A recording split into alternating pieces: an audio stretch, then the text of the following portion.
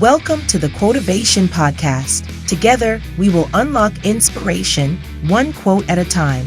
Your host is one of America's top emerging public speakers. He is a former semifinalist in the World Championship of Public Speaking and is an expert motivator.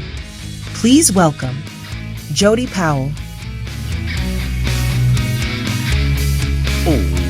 Welcome to another exciting episode of the Quotivation Podcast, where we unlock inspiration one quote at a time. And I hope you've had an amazing weekend. You're ready to move ahead and win your week. You know, sometimes so many things can happen at once. And you know, if too many things happen at one time, the feeling can be very overwhelming. And I have several things right now in my life that are seemingly coming together at the same time. This past week, an announcement was made that Abundant Television and Wrestling for Christ will partner together to bring to the world a weekly Christian pro wrestling show called Saturday Night Praise and Power Hour. And your humble host here will be one half of the newest, most exciting commentary team in sports. I am so looking forward to being a part of the weekly television show that will highlight wrestling for Christ and those amazing Christian athletes. It's going to be a lot of fun. I also have a speaker summit that I'm going to be hosting in July. I'll be speaking at a festival for the Wrestling for Christ promotion, also in July. And in August, I'll keynote the annual meeting for a wonderful company called the Employers Network. So much is happening. Other new things are going on in my life as well. But when things feel overwhelming, no matter whether they're good things or bad things, when it feels overwhelming, we need to take a step back. We need to savor the moment. We need to experience what's happening. You know, just recently, Game 7 of the Stanley Cup was played between the Edmonton Oilers and the Florida Panthers. The Panthers had taken a 3-0 lead in the series before Edmonton stormed back and won the next 3 games to force a Game 7. Ultimately, though, the Florida Panthers came out on top, and the head coach for the Panthers were asked about the pressures of keeping a lead late in a final Game 7. And he said, and I'm kind of paraphrasing here, that you have to enjoy the moment. We don't wish for the third period to hurry up and end just so we can win. We enjoy the process of winning. We enjoy living in that moment. You know, I hope for this week that you can find a moment of winning and that you can enjoy that process and that you can live in that moment. What a great way to win your week. So what do you say we get started winning our week right now? We'll start this off as we do every episode of the Quotivation Podcast by taking a shot of motivation. And this week, our shot of motivation is sponsored by Amy Real from Fairway Mortgage. Amy is the real deal in all things mortgage. And whether you need a first mortgage, a second mortgage, maybe you got some property that you have your eye on, or that second home, or that vacation palace that you're looking to buy, or maybe you just want to refinance. Maybe you need a better deal. If you need a better deal, call the real deal in all things mortgage, Amy Real. Give her a call today. Her phone number is 864-310-9337. That's 864-310-9337. You can also email Amy at her email address, amy.real, that's REIHL, at fairwaymc.com. Amy Real. She's the real deal for all things mortgage. And Amy's NMLS number is 486620. And as always, thank you, Amy, for sponsoring this week's Shot of Motivation.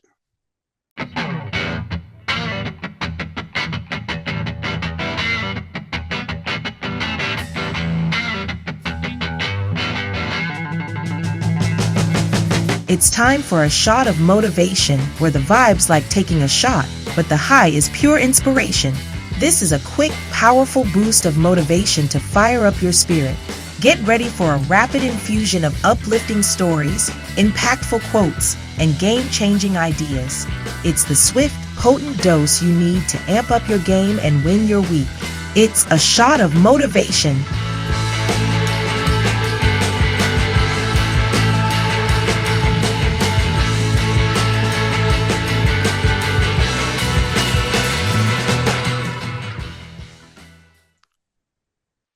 Why do people have to be so mean? I don't understand it. Let me give you the situation. This past week, I was in the restaurant having lunch, and I went up to the counter to pay my bill. Handed the young man my ticket. He began to ring me up. Very, very nice kid. Very sweet kid. And as we began to converse and talk, a little small talk, I realized that this young man had Down syndrome. It wasn't obvious right off the bat, but he just smiled and was so kind. He was ringing up my order. He went to put my card in the slot to collect the payment, and the phone rang. He eagerly grabbed a pad and a pen, ready to take down the to-go order that he thought was coming in on the phone. So he answered the phone. He said the name of the restaurant. May I help you? And he stopped, and he stood there for a second. And he said, hold, please. And he turned and he looked, and there was a little bit of a panicked look on his face. Now, behind the counter, against the wall, was a window into the kitchen where they would put the food and the plates would come out. You take the plate and you go serve the table. So from within that little window, this angry little head popped up,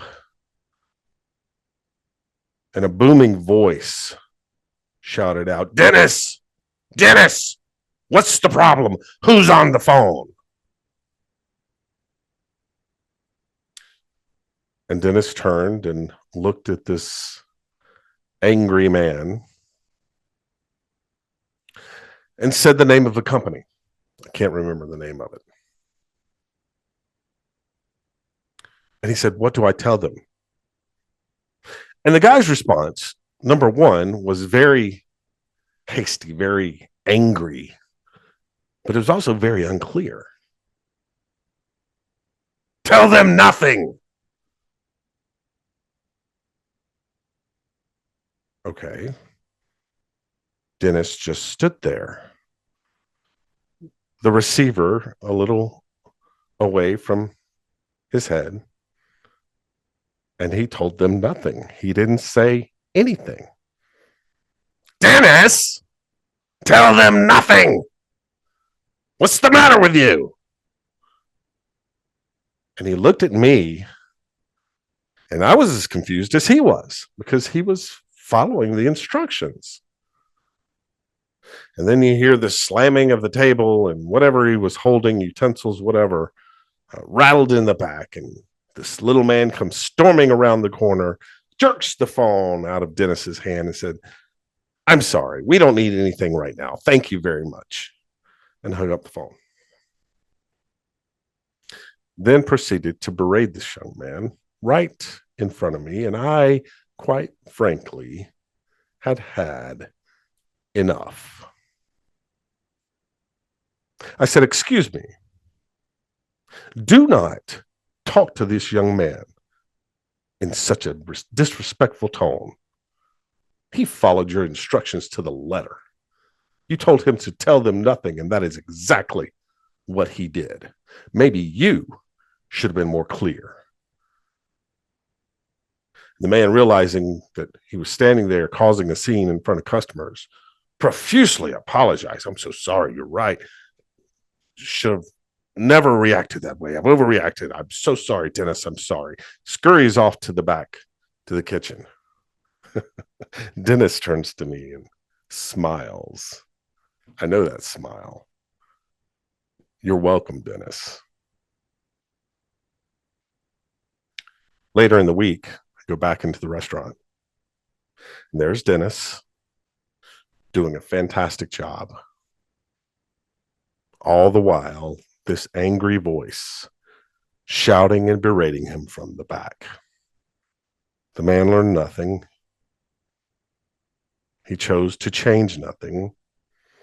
And he continues to treat this young man just as poorly as he ever has. And I don't understand, why do some people live in a state of anger?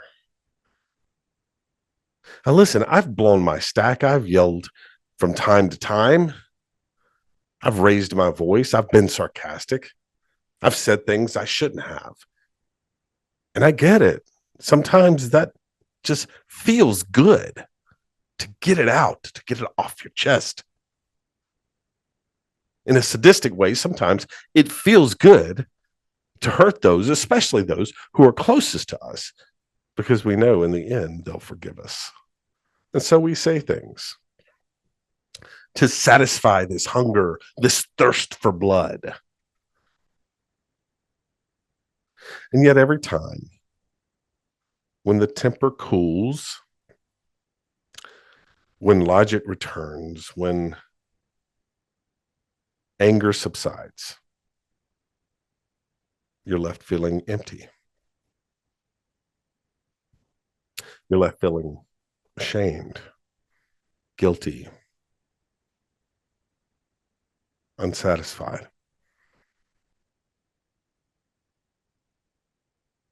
What a horrible way to live. If you find yourself getting angry more frequently, here's what you need to do. You need to look around, maybe even write them down, all the things that you are thankful for. Shift your mindset into a state of gratitude, and you can't be angry. Now, the angry person is going to say, oh, that's a bunch of bull. I don't want to do that. That's all that fluffy, feel-good crap.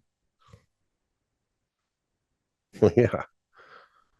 Who doesn't want to feel good? Who doesn't want to have a positive attitude? Who doesn't want to be happy? Who doesn't want to express joy?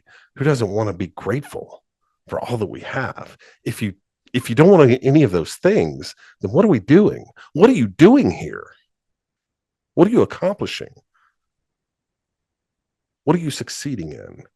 You think you're successful? You think you're successful in business? Great. Congratulations. Are you successful in life? Are you successful in relationships? Are you successful in spreading joy and making others feel good? Trust me, it is so much more fulfilling to make someone feel good, to offer positive reinforcement, to offer positive accountability than it is to yell, scream, holler, and put down other people.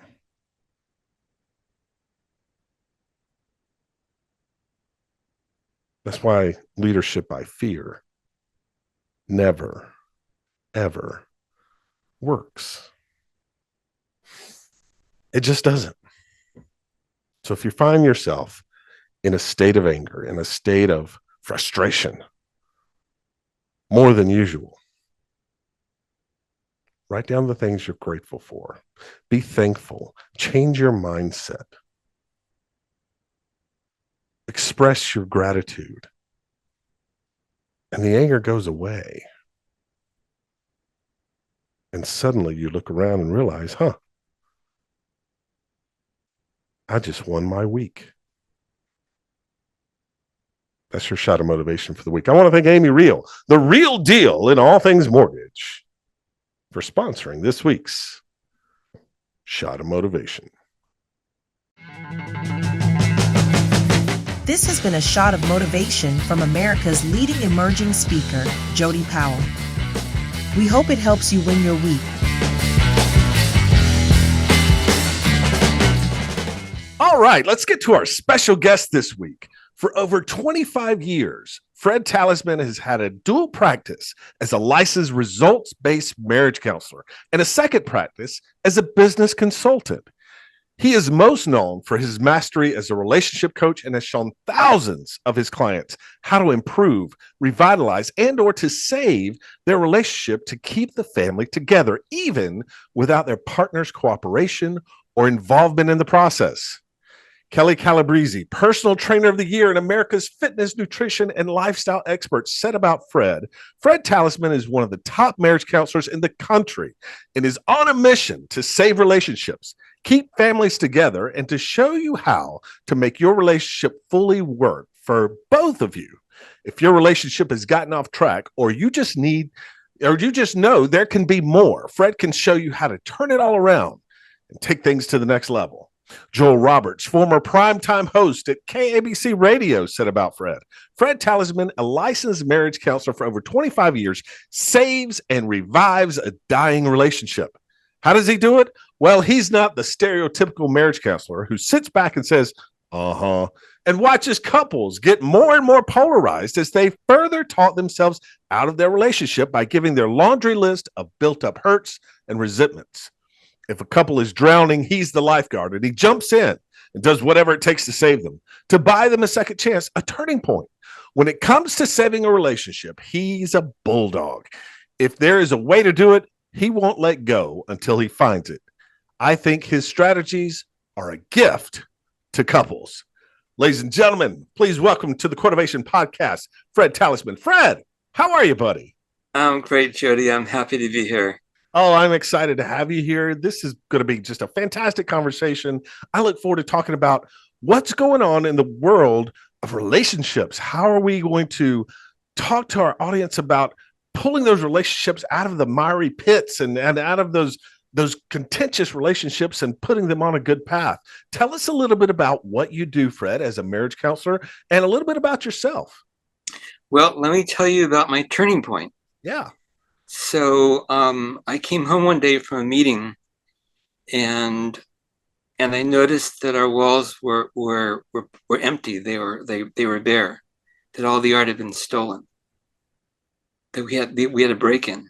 Wow. It's at first I searched for my wife, hoping that she wasn't there.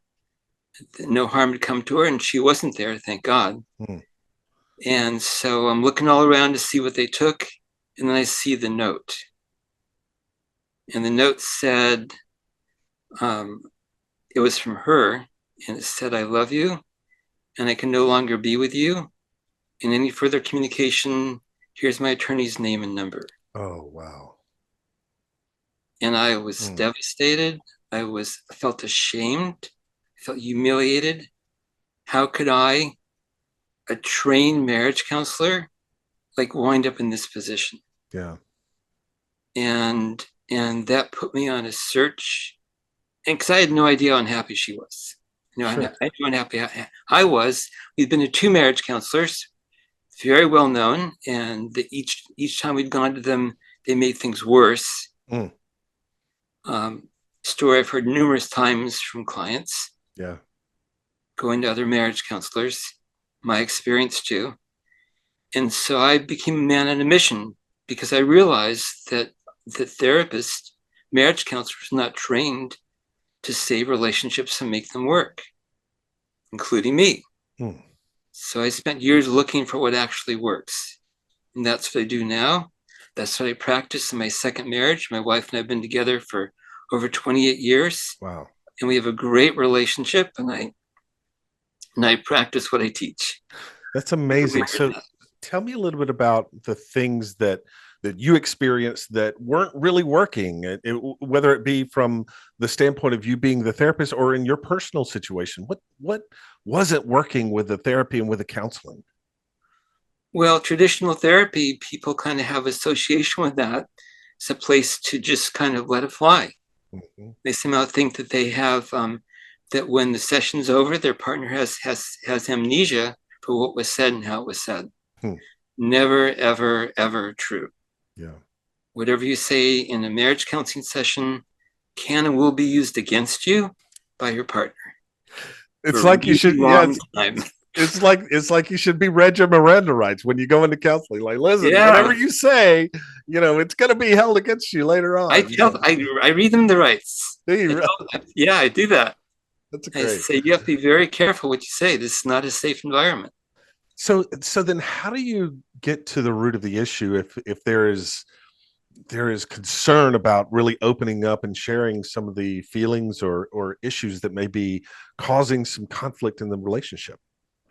Well, I'm really big in teaching people skills. Mhm. I realized that I was taught, and all therapists are taught, what I believe, a false premise. Then understanding creates change. Getting out your feelings creates change. Mhm. It doesn't. Change creates change. Yeah. And so creating change, how do you get someone there to pass the anger and the hurt to the point where they want to see change, or is that innately just within the context of the relationship? Is there always this desire to have change, or is there just a lot of hurt feelings that you have to get past? Yeah, great questions. So what I do is I realize the foundation of skills that I need to teach my clients, give them the best possibility to get their relationship back on track and to keep it there. By the way, most of the relationships that I've fixed and or saved and families that I've kept together, I've only worked with one person because the other person wouldn't be part of the process. Really? And so then you teach that person how to kind of avoid those triggering moments that lead to arguments, that lead to anger and resentment. Is that how it I works? do, yeah. One of the Okay. things I teach them is how to stay connected and or to reconnect, Hmm. to love that brought them together in the first place. The next help to reverse their negative case, there's partner's negative case against each other. Mhm. Early on in a relationship, one or both people begin to create a generalized negative case against the other person. And they keep looking for evidence to reinforce that case. Yeah. And the bigger negative case a person builds up in their mind against the other person, the more unhappy they feel, the more disconnected they feel, the more out of love they feel, the more they use that case to justify themselves, bad behavior, and bad communication. Mm. So one of the keys is to reverse that negative case in your mind and replace with a positive one. Teach them how to do that. Another is to give them a way to be able to make the partner feel heard and understood. Because when a person feels heard and understood, they're more cooperative, they open up more, and they tend to be more cooperative. When a person doesn't feel heard and understood, they tend to either withdraw, attack, or defend. Yeah. And there's a difference between hearing and understanding and the person feeling heard and understood. Two separate things. Sure. You can hear and understand, but it's more important for your partner to know they've been heard and From that their you perception. understand from their yes, Yes. absolutely. Right That on. makes a lot of sense. I never really thought of it that way. It's effective listening. You want to listen in a way that you're not looking to listen to respond, but you're listening to understand. But more importantly, and to take it a step further, it's not just understanding, it's making sure the other person knows that you understood them. Yes. Huh. Interesting. And so from that, how do you get someone past the point of listening to respond? Because in I would imagine with emotions running high and those mental cases that you mentioned, you're gathering evidence. And so it's almost like we're in a situation where we're listening, say, gotcha. No, more proof. How do we get beyond that? Okay. You said the magic words about when emotions run high. So I teach people when you're beginning to feel upset, not when emotions run high, way before that, teach them to understand that first sensation in their body, it tells them when they're beginning to go into negative emotion and to take a break. No matter how good our communication skills are, they go out the window when we're in negative emotion. Too hard to do. Yeah. One of the core foundational pieces.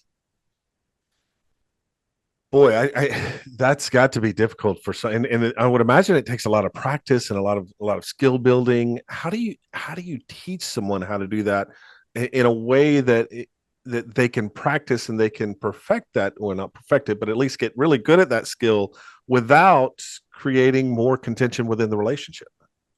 So I teach people because I realize people aren't going to practice. Mm-hmm. So I tell them what I teach you requires no practice. It requires total integration. So I say, take what I'm teaching you, have it with you on your phone, in your notes, right before contact with anybody, adult, child, or animal, in any context, especially work. Review that note right before that contact. Recommit to do those skills and those concepts with that individual. Doing them all the time with everybody when you need it in your relationship or your parenting, it's going to be there. If you don't, it's not. And so these skills then are skills that could have multiple uses, not only in your relationship with your spouse, but also in how you parent and how you interact with people at work or interact with family members. Our family trauma is just so prevalent, and we can't pick our family, right? And so we're kind of get who we get, and so you have to work through some of the dynamics of that relationship. And so I would imagine these skills can be used multifaceted, right? Absolutely, work in all contexts. That's amazing. And so do you find that once people, because you say you're usually working with one person and the spouse or the other person is not really cooperative, is there a point where they come around to say, hey, okay, there's something to this, let's work together? Or does it get to that point? Or is that just fairy tale? No, that's a good question, but usually not. So the other person just doesn't even know they don't even know that they've had this experience where all of these life skills are suddenly thrust upon them, and they've been privy to that. That's really cool. But with that though, you've seen a ton of success saving families, keeping families together. What are some of the most, and of course without names or identifiable, but what are some of the most shocking situations that you said you just thought this is never going to work, but it's turned around to be, wow, what a success story? I had a person who had cheated. That's like the hardest thing to fix. And his partner found out about it. So he had total broken trust. Sure. And she had left him. And I gave him the skills. And in fact, when he called, he said, maybe he said, I know you can help me. Because you helped my friend. I know you can help me, but I waited too long to call you. And me being a fool to even try, she's already gone. So my first question to you, Fred, is it too late? Yeah. I said, I can answer that. I said, there's a timing when a relationship is definitely guaranteed absolutely over. And the timing is when the person in your position gives up. Because at that point, there's no advocate for the relationship. Yeah. I'm a practical, logical, realistic person. I've heard situations so dire, I think even my help, they're not going to be able to fix them. Luckily, I've been smart enough not to tell them my opinion. Truly. Right. Yeah. And often they'll take what I teach them and they'll save the relationship. Wow. If I can't know for sure, I don't think anybody else can either. Sure. Yeah. But I do know if you give up, then you've ended your relationship. And not your partner.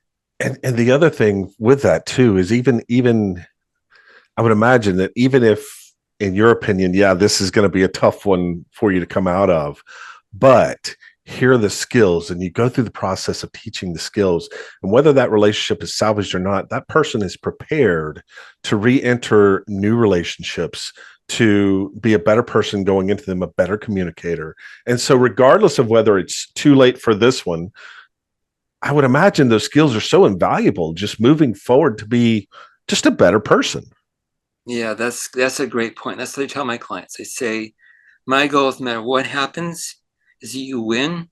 Whatever you're getting from me now, you can use for the rest of your life to make your life better and that's better. So valuable to be able to take a skill and while it may be not able to save what you're wanting for it right now, but to still be able to apply that. Either way, the value of the added skill, the ability to communicate, the ability to communicate that not only have I heard you and understood, but I want you to know that I've heard you and I understand. It would just serve someone so well moving forward in life, just in general. It does. So, Fred, you have a pop-up podcast, and I would love for you to tell me a little bit about, first of all, for our listeners who don't know, what is a pop-up podcast? Okay. And then tell us what would they gain from listening to your pop-up podcast, and how do they access it? Okay, so this is a free gift to your listeners. And a pop-up podcast means that it's there and then it's gone. Is that when they go to my website, relationshipmagic.com, and sign up for it, they'll get 7 days access to it. It's 4 episodes. I teach them in those episodes the most important thing that every relationship needs, which is all the steps I teach my clients how to never again communicate when you're in negative emotion, which means practically the end of fighting and arguing, among other things. Yeah. I teach them how to make the partner feel heard and understood, loved and cared for, and appreciated, how to create cooperation from their partner. I teach them a lot of the most valuable skills I teach my clients they're going to get in those 4 episodes. They go into relationshipmagic.com and signing up for that. That's incredible. And so that's going to be www.relationshipmagic.com. If listeners want to check it out in my episode notes, the link is there. You'll have 7-day access to this pop-up podcast. It's just going to show you how to take the steps to build these skills to fix your relationships. And if you go through this process and you listen to this pop-up podcast and you still feel like you're just in dire need, I know, Fred, you have another offer that people can do who are just in that emergent situation. Bookwithfredt.com, and tell our folks about what that offer is. Well, if you're in urgent need, then go to bookwithfredt.com, and you will get a no-cost discovery session with me, 45 to 60 minutes, so we can figure out whether or not I'm the best one to help you.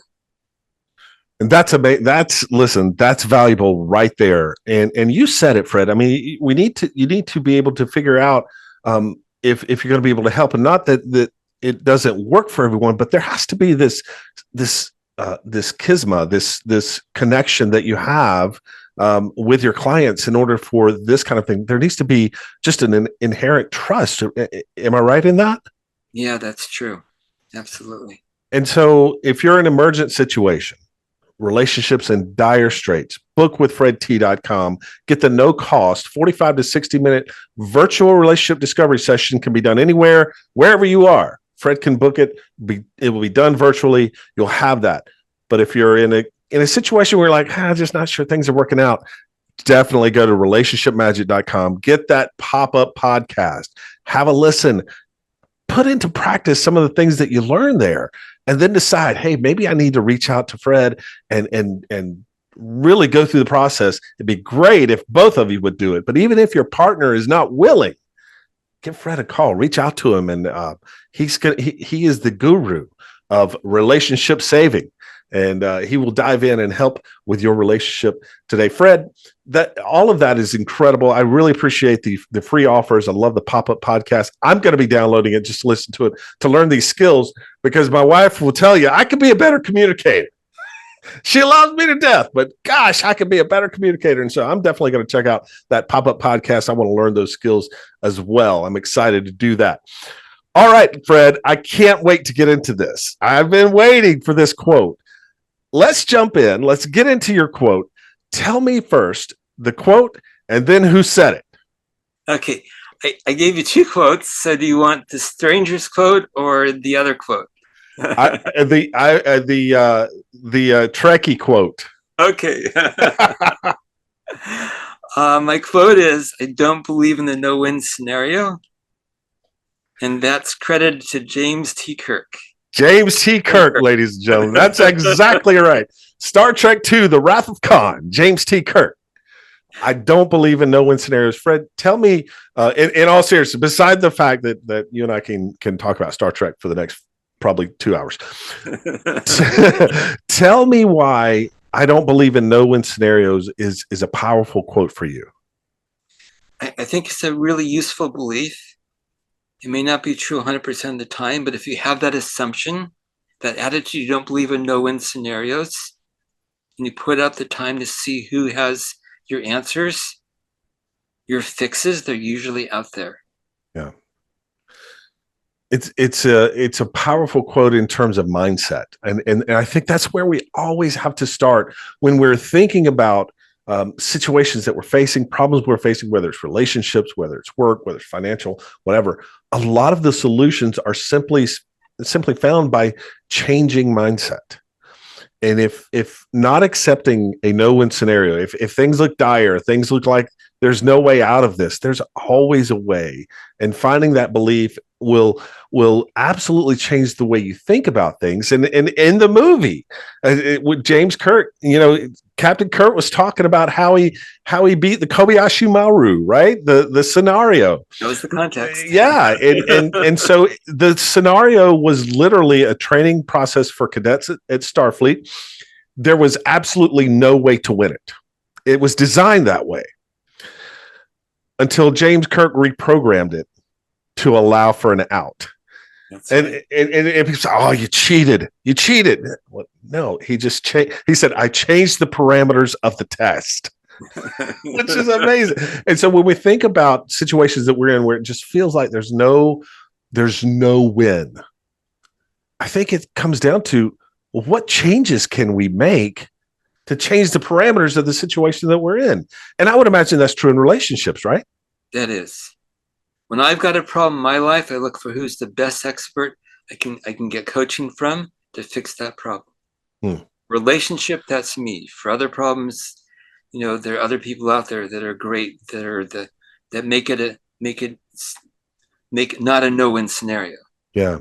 And gosh, I tell you, it's so sometimes it's so frustrating to chat with someone or talk with someone about who's in the mindset of, well, there's just no way out of this. And they haven't done the legwork to look for other opinions. They hold it in. There's not this willingness to reach out and say, I need help. Boy, that's the first step, isn't it? Just being willing to reach out and to overcome the self-doubt and the self-inflicted shame to say, I'm raising my hand. I need some help. Yep. And then to find the right expert you can trust and then take what they give you and run with it. Get the results you're looking for. And just really overcoming that no-win scenario, just getting out of the mindset of, well, I'm stuck. And that's not easy in and of itself, just changing mindset. Fred, when you think about in terms of not believing in the no-win scenarios, what are the things that people need to really focus on in terms of finding those solutions? How do they get there? Well, to me, I'm a giant believer not just in being a coach, but getting coaches. Mm-hmm. So you want to look, with the problems you got, you want to look for the best person you can find. And then you want to do something called suspending your disbelief. Tell us about that. How do you do that? That's probably the hardest part, right? It's like you've ingrained in your mind that this is just a no-win situation. How do you suspend that? How do you get over that? Well, it's you basically just are open to the possibility that you've picked an expert that knows more than you to fix the problem. So important and so powerful to find that expert. I don't believe in no-win situations is the quote from Fred Talisman. Fred, as we begin to wrap up, as folks are going through their week, I'd love for my audience to be able to win their week. And to me, winning your week really starts with winning a few moments. You win a few moments, you win the day. You win a few days, you win your week. If you win your week, then ultimately you're doing things that will propel you forward to get you closer to your goals and closer to where you want to be. Even if it's, I don't know where I want to be, but I want to get there. Okay, well, win your week and find out where you want to go.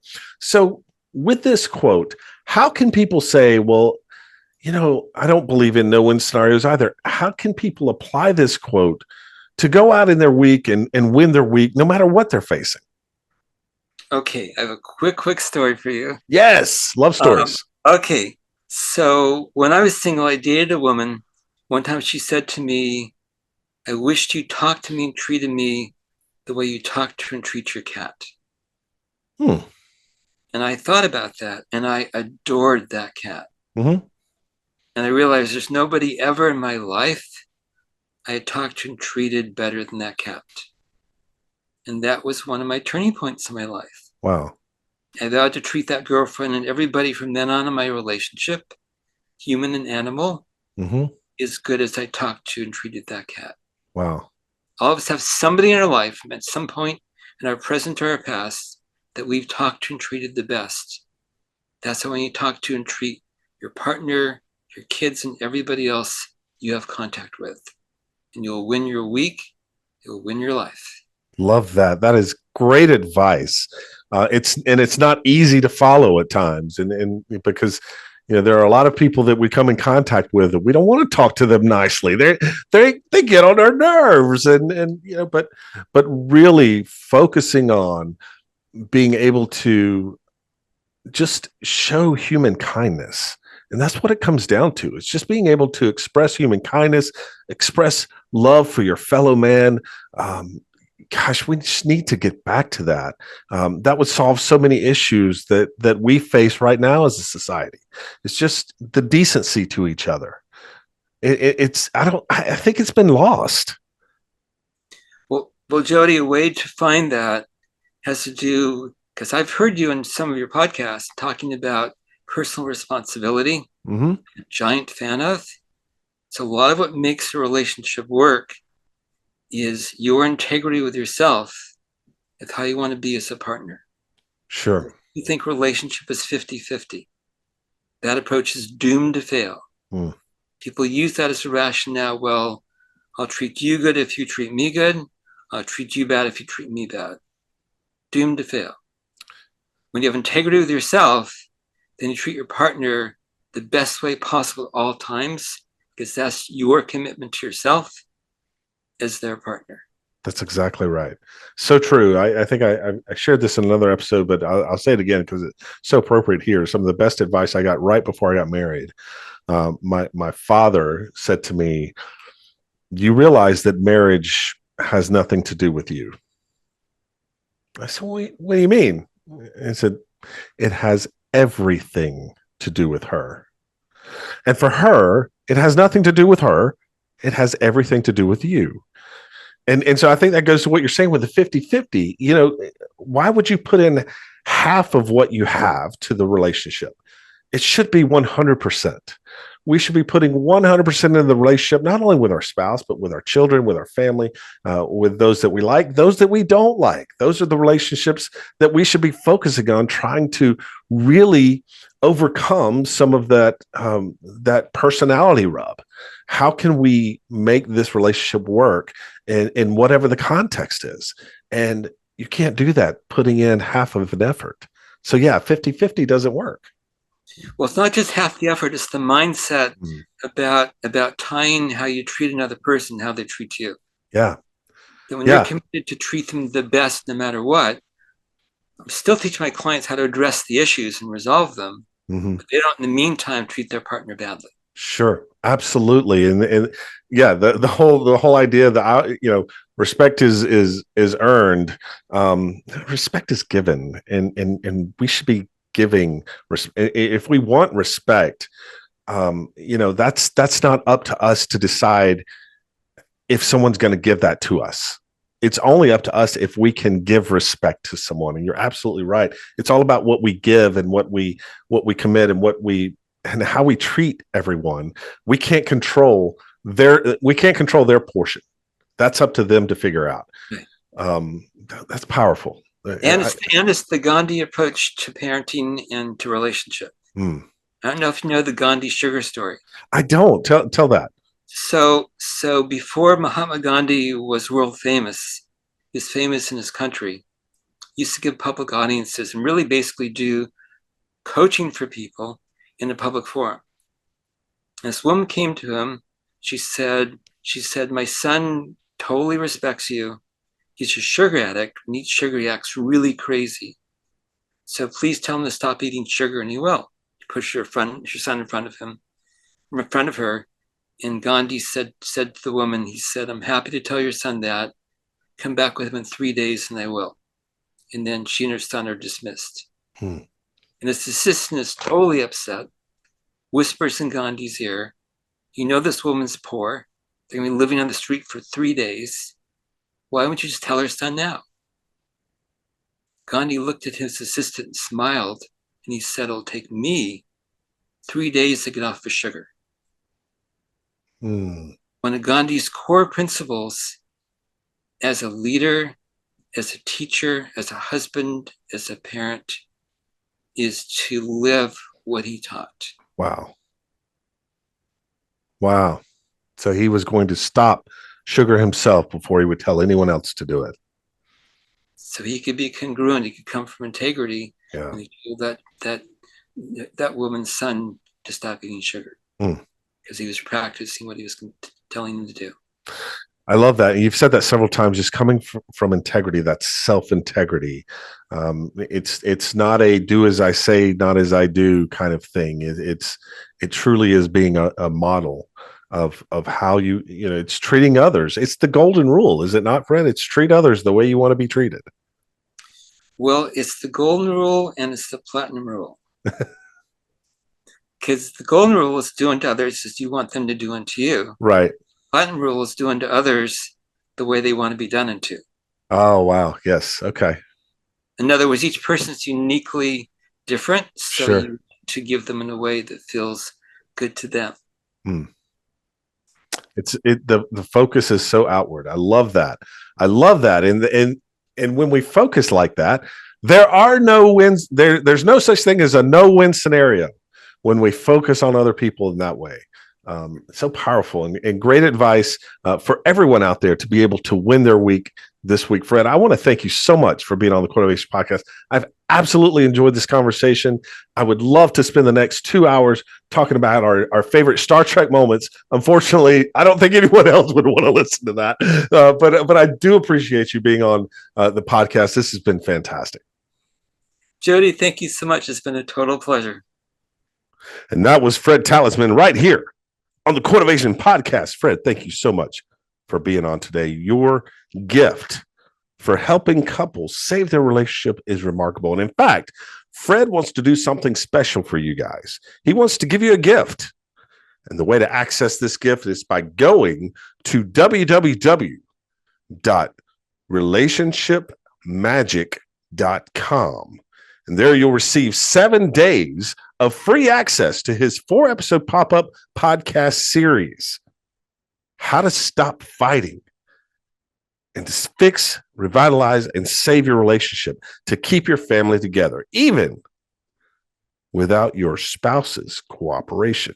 Imagine that. I'm sure there are a lot of people out there that are just struggling in a relationship right now because it seems like their partner doesn't care. They don't want to put in the work. They don't want to do the things that they need to do to work on the closeness and the intimacy of a relationship. And it just feels so frustrating because if they're not willing to, then why should we? Fred can tell you why. Not only can Fred tell you why, Fred can tell you how by teaching you certain life skills that are going to help you connect with your spouse, even without them realizing they're cooperating. So check out Fred's 4-episode pop-up podcast by going to www.relationshipmagic.com. Check out our episode notes. I'm going to put in a ton of information about what you can expect from those 4 episodes. And if you need help right away with your relationship, check out the episode notes as well, because I'm going to put Fred's contact information in there. Reach out to Fred, and he will absolutely be more than willing to meet with you to figure out how you can save your relationship. Fred, thank you so much for being on the Quotivation Podcast. Now, before you go do all of that, before you go check out the free gift and the pop-up podcast, stick around, because we've got just enough time, because it's time for the last slice of cheesecake.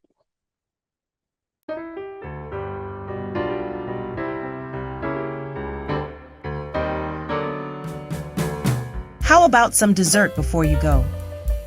There isn't anything that can't be solved over a slice of cheesecake.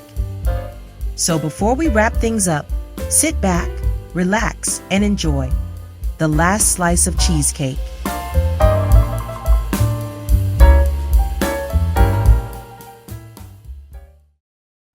I don't believe in the no-win scenario. James T. Kirk. Captain Kirk, Star Trek II, The Wrath of Khan. So this quote coming from the good captain as they were discussing with a lieutenant who looks a lot like Christy Alley. It's because it was Christy Alley asking the captain, sir, tell me, how did you beat the Kobayashi Maru? And we're not talking about a hot dog eating champion, okay? We're not talking about that Kobayashi. The Kobayashi Maru was a simulation that was given in the Starfleet Academy. And the simulation itself was programmed to be an actual no-win scenario. There's no way to rescue the ship. Absolutely none. Impossible to do. Only thing is, Captain Kirk did it. And now this lieutenant is asking Captain Kirk, how'd you do it? What'd you do? Kirk looked at the lieutenant and said, well, I reprogrammed the simulation. Someone sitting with him just kind of smirked and grinned and said, oh, you cheated. He said, no, I didn't cheat. I just changed the conditions of the test. Got a commendation for original thinking. How insightful.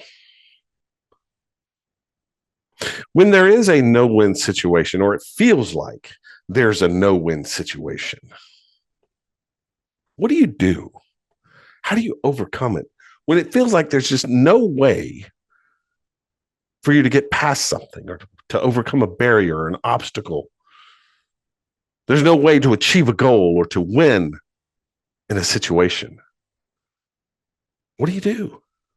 You got to get creative. You got to start thinking a little bit of outside the box, even though I hate that saying. What box? There's no box. Think creatively. Think in a way that no one else has thought before.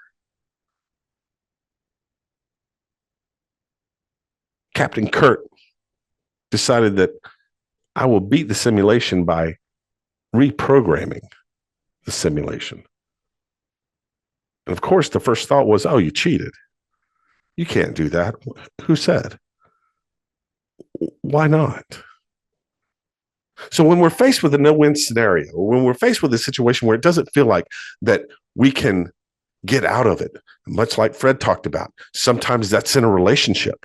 Sometimes it feels like there's no way my spouse is going to put in the work, the effort for us to come back and to be stronger as a unit, as a family.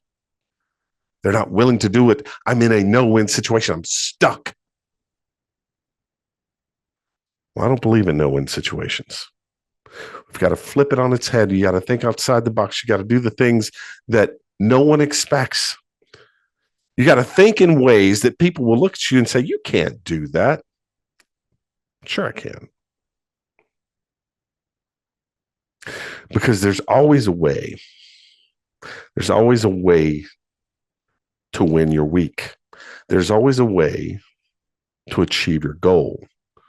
The question is, are we willing to do the things that need to be done in order to achieve them? And sometimes the right answer may be no, we're not. Sometimes we have to change the goal. Sometimes we have to change the scenario, as Captain Kirk did with the simulation. But there is no no-win situation. There's always a way. There's always hope. There's always something that you can do, something you can say, something that can be done to make a situation better, to pull you closer to your goals, to reach the top of that obstacle and overcome it. No, I don't believe in the no-win scenario either. There's always something. And if the scenario is a no-win, then change the scenario. Change the situation. If you're in a dead-end job, change your job. If your spouse isn't willing to put in the work, then double the work that you're putting in so that you can match what they would have normally put in. Reach out to Fred and figure out how you can save your relationship without even your spouse realizing that they're cooperating in it. There's always a way. There's always something there available to you, whether you see it or not, for you to better the situation. You just have to find it. Because there are I don't believe in no-win scenarios. The words of Captain James T. Kirk, Starship Enterprise, Star Trek II, The Wrath of Khan. Great movie. Really good movie. Well, I hope you've enjoyed this episode of the Quotivation Podcast. I want to thank Amy Real, the real deal in all things mortgage, for sponsoring our shot of motivation. I want to thank Fred Talisman. And I want you to go to the episode notes and find that free gift of that 4-episode pop-up podcast. You can have 7-day access to it. Relationshipmagic.com. And if you need Fred's help, check out the episode notes as well, where you'll find his contact information. He's helped thousands of people, thousands of families stay together, thousands of relationships salvaged. And they're thriving. And he doesn't have to be in your hometown. He can do it virtually. The magic of technology. So reach out to Fred today so that he can help you win your week. I want to thank you for listening. Until next time, stay quotivated. You have been listening to the Quotivation Podcast, hosted by America's leading emerging speaker, Jody Powell. If you would like to book Jody to speak at your company, conference, or next event, visit www.jodypowellspeaks.com. You can also email him at Jody, that's Jody, at jodypowellspeaks.com. Thanks for listening. Don't forget to like, share, and subscribe to the Quotivation Podcast. And remember, stay quotivated.